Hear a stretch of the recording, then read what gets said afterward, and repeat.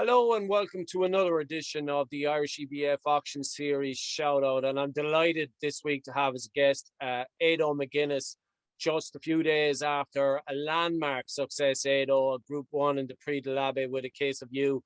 We're sort of a week down the line now. What's it feel like? But it's sunk in, Darren. I'm very we're just over the moon. Everybody in the yard, there's a great buzz in the yard all week, and we're just so happy. And there's nothing too big for us this week. Everything is, it's just unreal. The process, and I guess, Ado, like, it's a process, isn't it? You've been building this for years, from like Victram and back along before you were training show jumpers, and your cousin Stephen Thorne came in, but the backing of your wife and your children and in tough times and things like that. Do all these things go through your mind when you hit a landmark like this? Unbelievable. And so many things go through your mind. Is this happening? Is this happening? And, even it was such a close finish, so you had to wait for a photo finish as well. So you were waiting and waiting and waiting. There was people saying, you have it, you have it, you have it. You were just sitting there waiting, or standing there waiting and ready to burst. And we certainly did burst when it did happen. The emotion, everybody from the guys that I had in the yard to, Stephen, my wife, everybody around us was just very emotional. And, it was we got a great reception as well after people around the parade ring. The reception was just unbelievable. It just goes to show that even in France, obviously that reception was there in Ireland, but people appreciate someone making that sort of breakthrough. The racing family is a small enough and a tight-knit family. Yeah, and there was shouts. People ran down to the railing. There was shouts coming from all corners of the parade ring, coming back in, and it just goes to show you the amount of Irish people that were there for the day, and the support you get, and it was just a wonderful day. Yeah, and in case of you, like, we're here talking about the Irish EBF Auction Series, and the final is coming up on Sunday in Naas. Case of You, is another graduate that's gone on and won a Group 1, like Laws of Indices and Helvic Dream. I think cost 3,000 as a foal at the Goffs Sportsman's Sale. Won the Maiden at Down Royal in September, over 7 furlongs on soft, imagine, Ado. And then came out and won an Anglesey Stakes Group 2. That was obviously with John. So it just goes to show again, it's sort of what's available through this series, for $3,000. Obviously, you bought A Case of You after that, but it really sums up what the Irish EBF Auction Series is about, the potential that's there. Yeah, everybody, when people go to the sales, like, I can't go to the sales this week in Newmarket because it's out of my league, and we go around there fishing for bargains, and you'll always have lads going down there looking, God, he's a nice type of horse. He's small money horse at that class of money. You come across them or go out and find him. We could buy 10 3-grand horses, and they're not, they mightn't be as good, and you could just buy the one and all of a sudden you've hit the jackpot. And there's always guys around there looking for them bargains, and here, sure, we'll chance him, and put the hand up, and they bring him out, and some turn into turn into superstars, some don't, but that's the dream a lot of us trainers live from buying these yearlings, find that superstar. And isn't that the thing then about the likes of a series like the Irish EBF Auction Series? You have a chance to try them while not taking on the blue bloods with a lot of money at stake. Like, there's 699,000 on offer in the Irish EBF Auction Series this year. The final is 120,000. You've 30,000 for the nursery.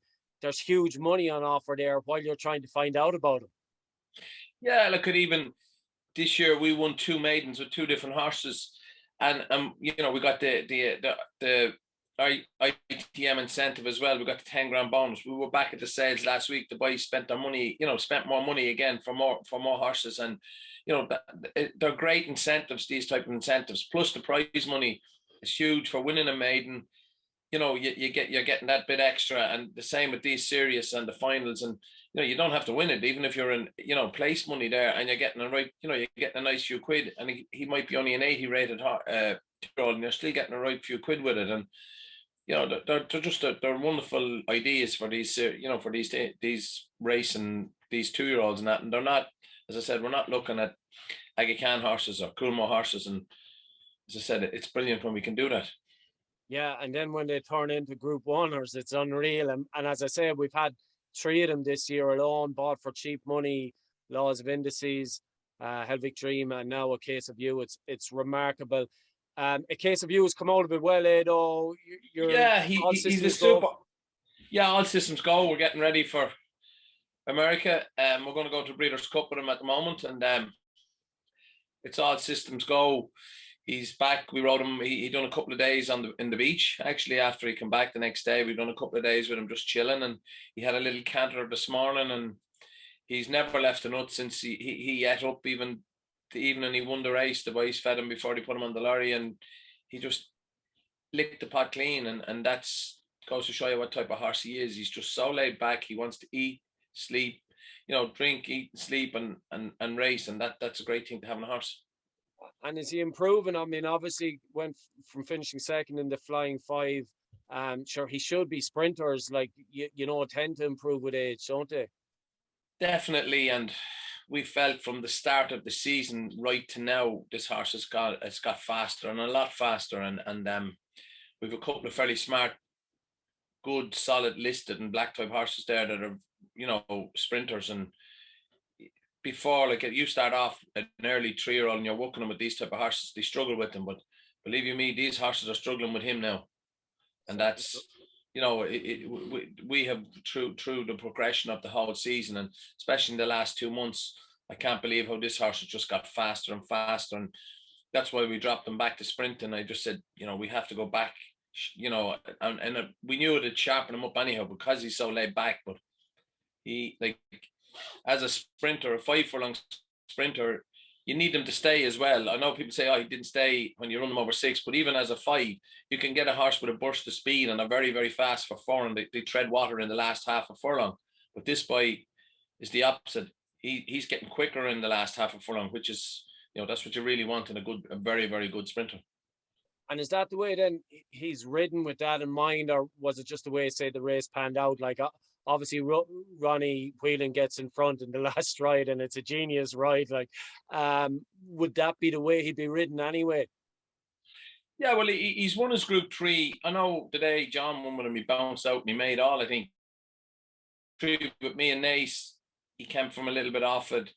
And the Flying 5, we probably gave him a little bit. Ronnie was kicking himself after the Flying 5. He said, I probably sat too far back. But, you're always told in Abbey, like, the 5 up the Curragh and the 5 in Longchamp was completely different. You're nearly running downhill for 3.5 furlongs. And they say, they rubber. And that's exactly what they did. And some of them just go too fast. Some of them are very fast, but they just don't stay. But this fella's, like, he can lie up and he can still stay with, he stays, he finishes fast, and that's what it's brilliant.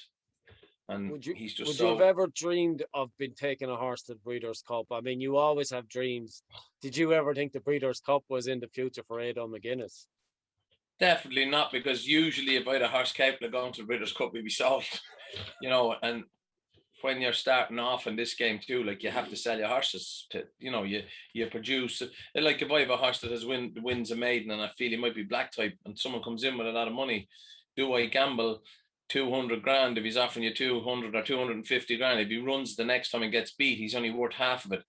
So that's the way you have to look at it. And as I said, most of the time I've had to sell these horses to keep everything going, and means then you have a budget to go back to the yearling, to the next sales, and that's what it's all about. And I suppose I'm privileged that I've been able to keep this fella, and that's the huge thing. And we have gathered a better class of horse now, and that's a huge, it's a huge asset, and it's a great help to me. And you mentioned that process, and again, I guess the Irish EBF auction series enables you to do that. A lot of trainers have sold on, haven't they, from winning a maiden, sell good horses that go on. I mean, John did it with you. And then you mentioned the prize money. So you've got Capitulation, who is headed for the final in Naas, bought back for 1,000, won maiden and got 12 grand for that maiden alone. I mean, that's phenomenal, isn't it? That's she got 12. Dream. Yeah, she got 12 grand that day, and then she got the 10 grand bonus for the ITM incentive as well, which is, you might as well say she won 22 grand that day. And she's a bit like a cash machine, you know, going racing every day. She's bringing you back a check, and she's a very, very honest filly, and she's actually in the sales at the end of the month in Newmarket.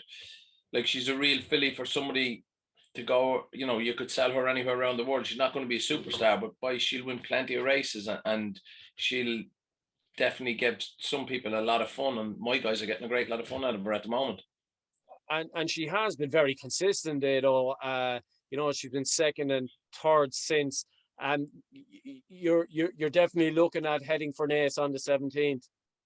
Yeah, definitely.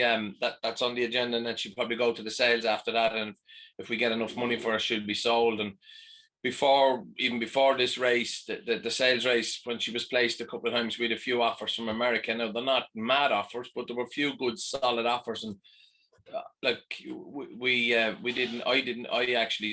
owned it half, and I sold my half after that to the other guys. And as I said, the American market is there as well for horses that are placed in these maiden. Like, if you have in America, if you have a horse that's second in America or in second in a maiden like this too, you can sell them very quickly to America, because they'll buy them and they're able to run them, and like they can run them in 80 and 100 grand claimers over in America. And maidens, like there's maidens in America worth 100 grand, 80 grand.